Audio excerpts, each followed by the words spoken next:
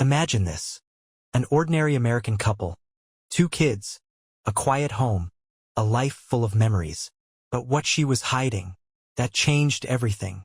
And what I learned from it might be the hardest lesson of my life. So let me take you back to where it all began. You can love someone so much that you miss the moment they stop loving you back. That's what I learned the hard way. My name's Bruce. Sylvia and I were together for 20 years. Married for 5 of them, officially.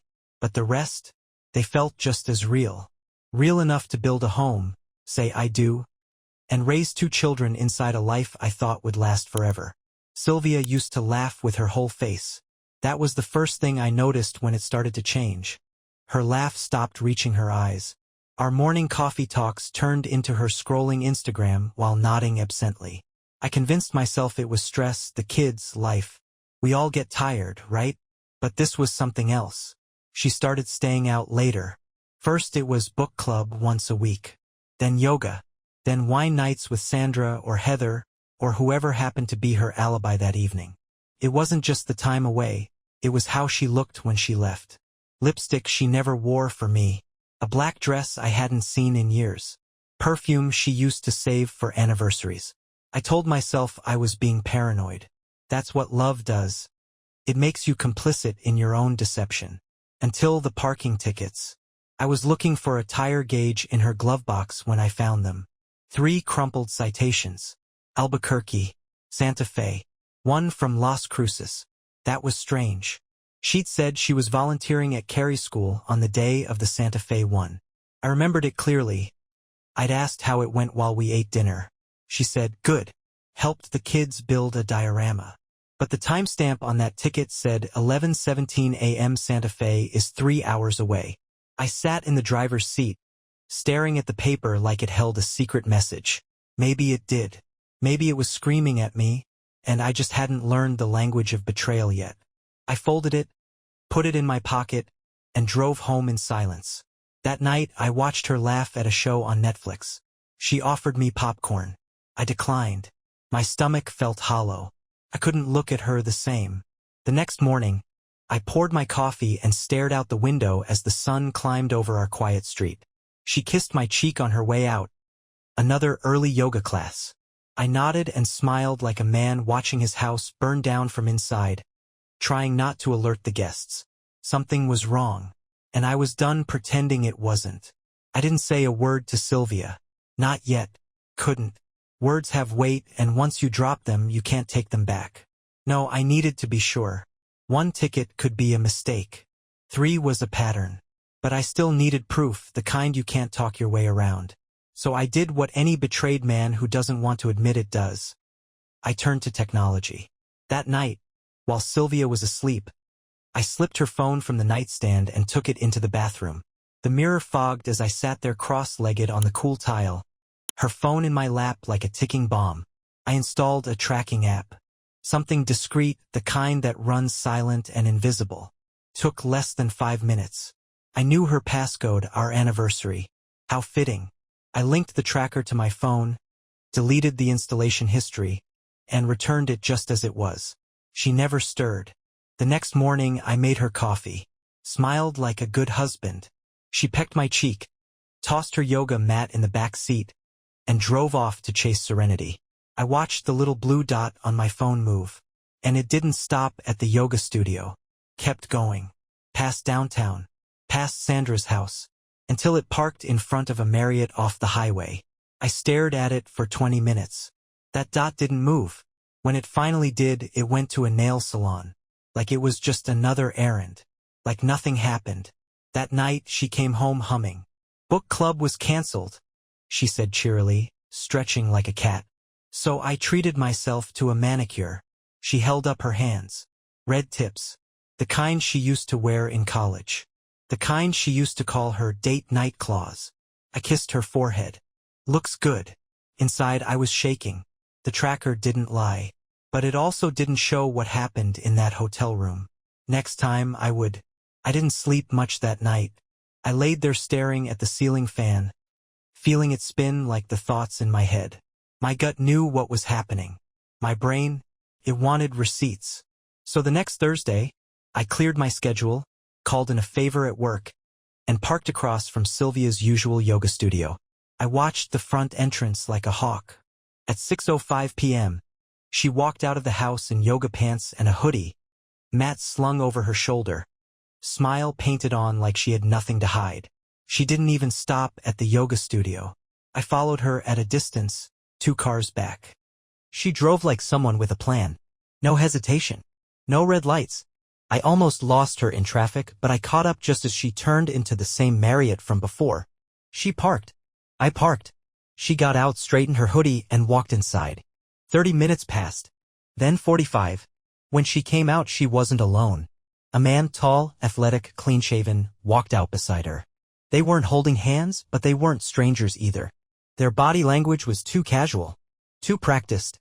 He touched the small of her back, and she didn't flinch. She smiled. The kind of smile that used to belong to me. They said something to each other, and then they went their separate ways. I snapped a photo from my phone as discreetly as I could. My hands were sweating. My breath shallow. This wasn't just in my head anymore. At home that night, she was chipper. Like she'd come back from an actual workout. She even brought home smoothies. "Got you your favorite," she said, handing me one with peanut butter and banana. "Yoga was intense tonight." I stared at the cup. "Thanks." I didn't drink it. Later that night, as we got into bed, she reached for me. That hadn't happened in weeks. "You've been distant lately," she whispered. "Just tired," I replied, staring at the ceiling. She curled into my side anyway. And that's when I realized the lies weren't just coming from her lips. They were coming from her body, too. I wanted to believe there was still a way to explain this. That maybe Sylvia was in over her head, that it was just one mistake she didn't know how to back out of. But people don't walk into hotels like that unless they've done it before. Comfort doesn't come from a first offense. It comes from habit. So I did something I never thought I'd do. I created someone else. He wasn't me, not even close. His name was Daniel Holt. He was 42, successful, divorced, a real estate investor with a taste for fine wine and sailing trips to places with names that sounded expensive. I used AI to pull a photo, handsome, well-dressed, harmless. Then I made a profile on a platform she used to scroll late at night when she thought I was asleep.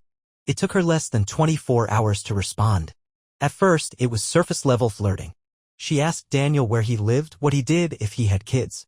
I made him charming, empathetic, widowed, not just divorced. That got her talking. By day 3, she told him she was married, but unhappy. Distant husband. No passion. "We're roommates at this point," she said. I read the message 3 times, holding back the bile in my throat. I'd kissed her forehead the night before. We shared a bed. A home. A family. To her, I was just furniture. By day 5, she started hinting. "Sometimes I wonder what it would feel like to be touched by someone who really sees me." That one cut. Not because it was seductive, but because it was rehearsed. How many times had she used that line? Day 6, she invited him to meet. Somewhere quiet. Discreet. She even picked the hotel, the same Marriott. Said it felt familiar and safe. That was the final crack in the dam. I stared at my screen that night, alone in my office, lit only by the glow of the monitor. I had what I needed. But I still had questions. Who was this man from before? The one from the hotel? Was he just one of many, or was he the one? And more than that, what would she do if she got everything she wanted? Would she come home to me afterward and make dinner like nothing happened? Or had she already done that 100 times? Sylvia picked the date, the time, the place. Everything was her doing, like this was just another harmless rendezvous. A harmless escape from the home she claimed was full of silence and cold coffee. I made sure Daniel Holt would meet her. Only it wouldn't be Daniel. Instead, I asked someone I trusted, a friend of a friend, if he'd play the part. Just to get her face to face. Just to see how far she'd really go. He was clean-cut, well-spoken, believable. He wore a navy blazer, a watch that sparkled just enough, and spoke in polished tones. We rehearsed. I gave him a script. And I wired the room with audio, nothing illegal, just something to protect myself. I parked nearby in my car, connected to the mic feed through my phone, and waited. At 6:57 p.m., Sylvia walked in. She wore a red dress I hadn't seen in years, one that clung in all the right places, paired with black heels that clicked like she wanted attention. She looked radiant, like someone about to fall in love. Not a woman meeting a stranger in secret. She knocked. He opened the door. Smiled. "Daniel?" "Of course," he replied. They talked. Awkward at first, but it warmed up quickly. She complimented his shirt. He told her she was even more beautiful in person. She laughed. That same damn laugh. Then he went off script. Do you do this often? She paused, long enough for me to notice. Only when it feels right.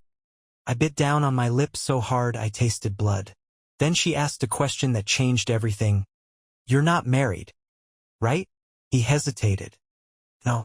Are you? She didn't miss a beat. Widowed. Widowed. That one word stole the breath from my lungs. I gripped the steering wheel, knuckles bone white. My kids had a living father, a breathing one, and she'd erased me in a single syllable. The conversation turned flirtier after that.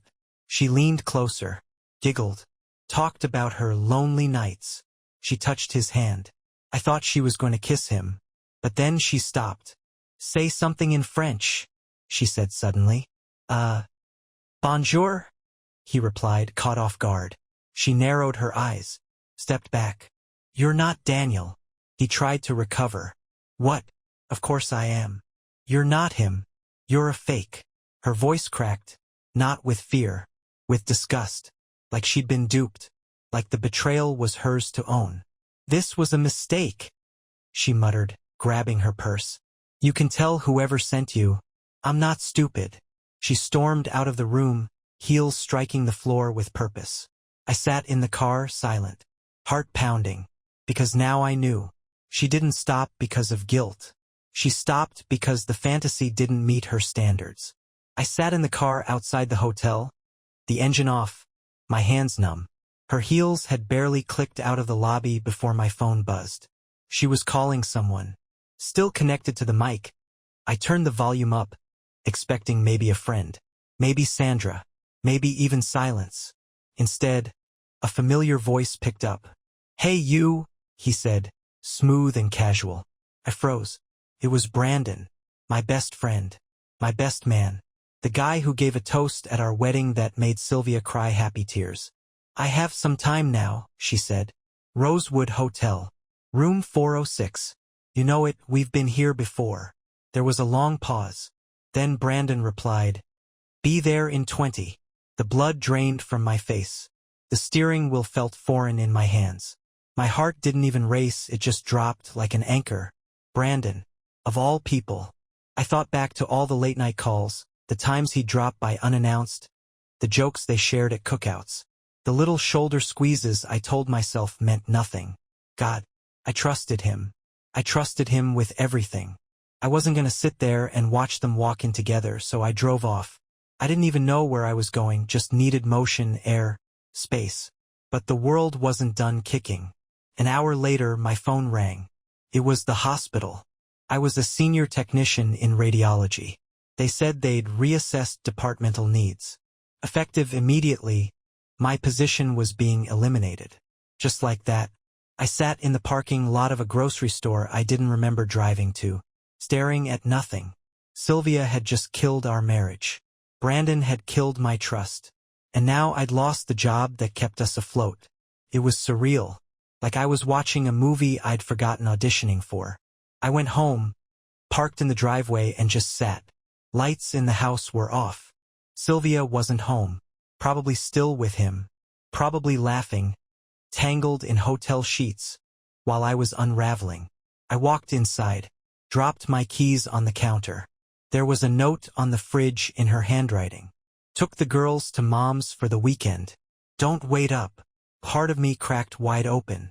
I walked into the kitchen, opened a beer, and leaned against the counter, staring into the dark. Then I saw the family photo pinned to the corkboard near the sink. The four of us at Disneyland, beaming. Carrie's gap-toothed smile. Sylvia's head on my shoulder. Brandon had taken that photo. I ripped it down, ripped it right through the middle.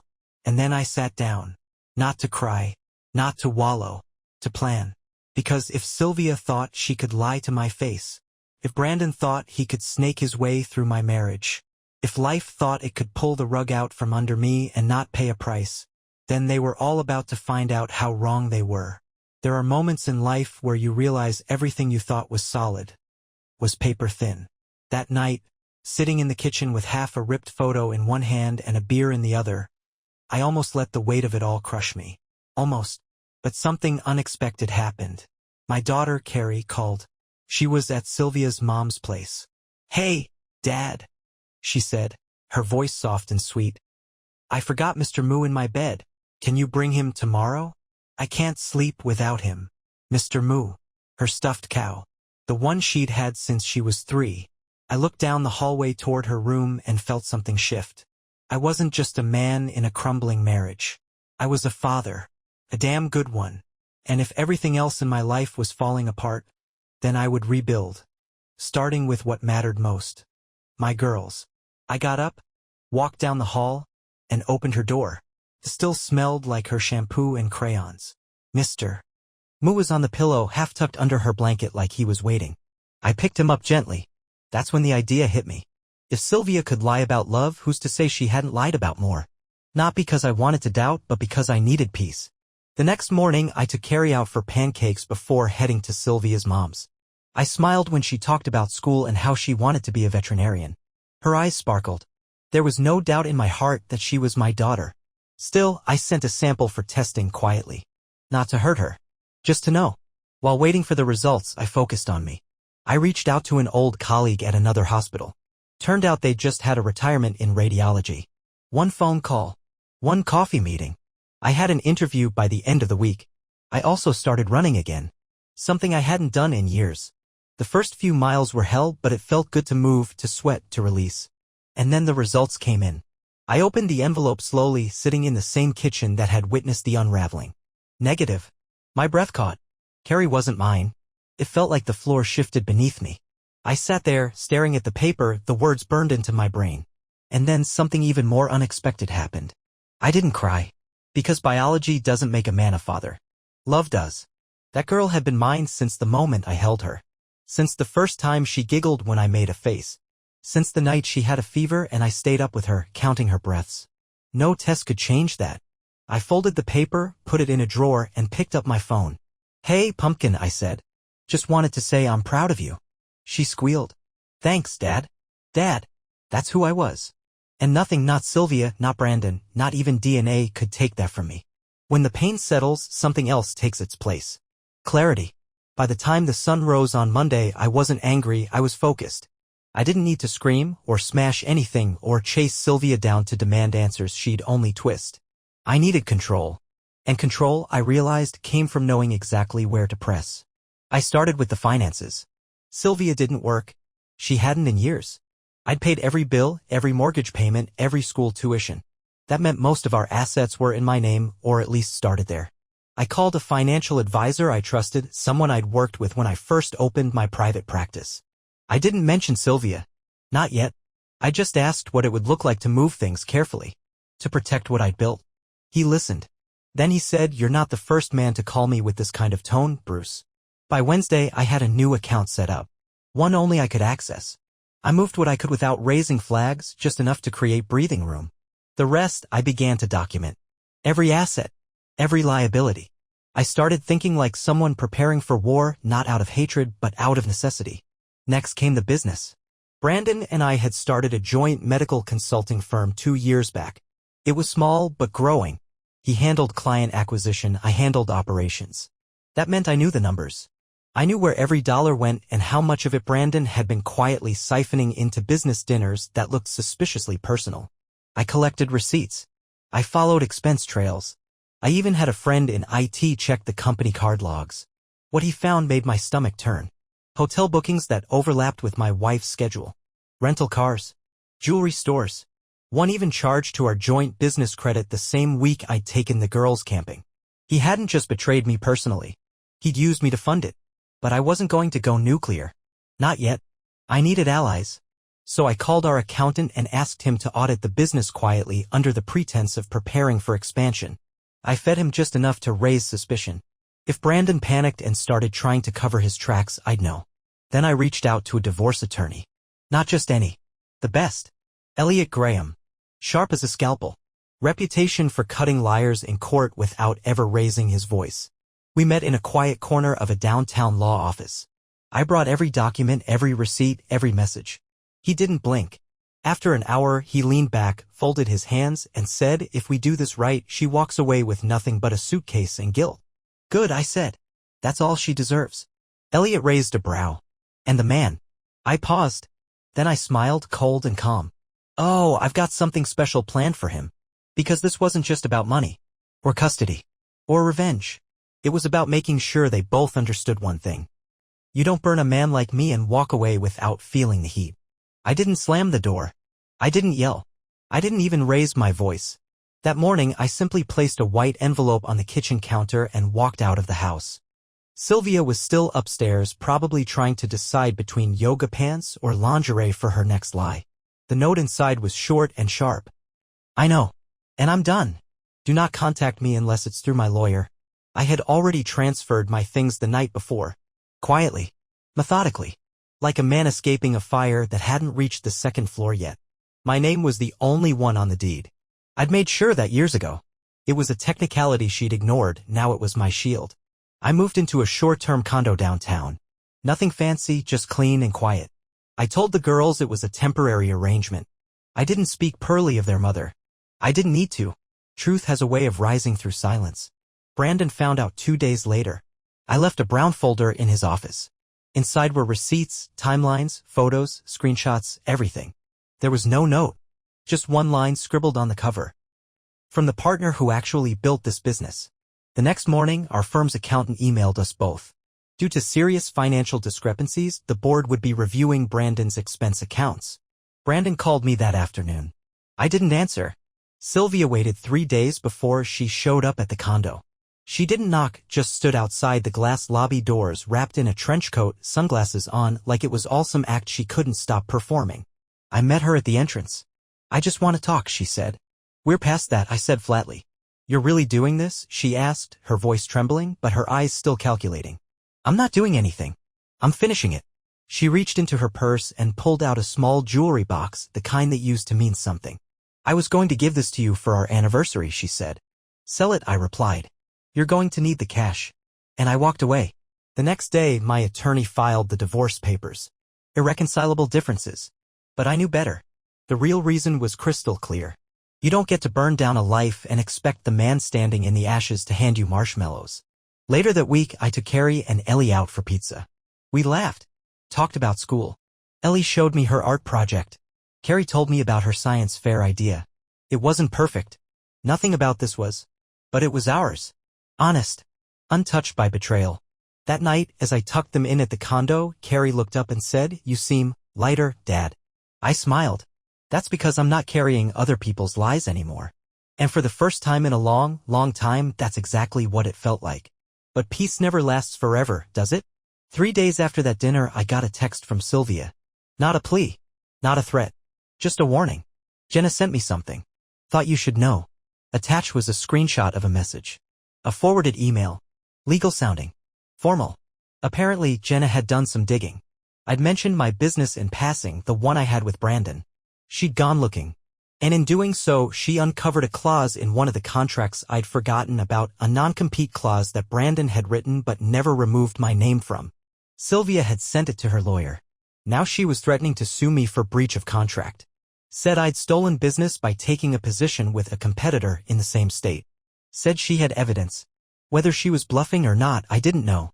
But it was enough to tighten my chest. The same woman who once cried when I told her I wanted forever was now hunting for scraps from the life she shattered.